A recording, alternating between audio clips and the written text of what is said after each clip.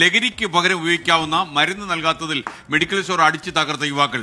Thiruvananthapuram നെയ്യാറ്റിൻകരയിലെ Apollo medical സ്റ്റോറാണ് അടിച്ചു തകർത്തത്. ആക്രമണത്തിന്റെ ദൃശ്യങ്ങൾ 24 പ്രേക്ഷകർ ഇതാ കണ്ടുള്ളൂ.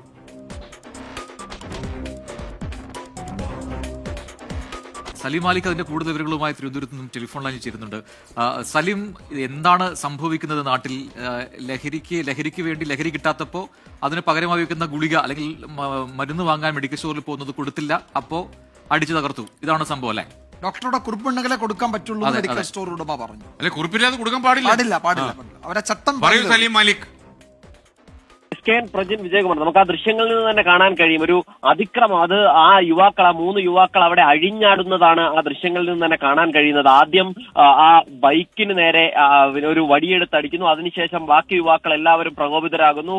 ആ കടയുടെ ചില്ല അടിച്ചു തകർക്കുന്നു. അത് കഴിഞ്ഞും മതിയാകാതെ ഒരു വലിയ പാറക്കല്ലെടുത്ത് ആ മെഡിക്കൽ സ്റ്റോറിലേക്ക് എറിയുന്നതൊക്കെ നമുക്ക് ആ ദൃശ്യങ്ങളിൽ നിന്ന് കാണാൻ കഴിയും. ഇവർ പറയുന്നത് ഇന്ന് പുലർച്ചെ 2 മണിയോടുകൂടിയായിരുന്നു ഈ സംഭവം ഉണ്ടായത്. നെയ്യാറ്റിൻകര ഹോസ്പിറ്റൽ ജംഗ്ഷന് സമീപത്ത് പ്രവർത്തിക്കുന്ന അപ്പോളോ മെഡിക്കൽ ഷോപ്പിലായിരുന്നു ആക്രമണം ഉണ്ടായത്.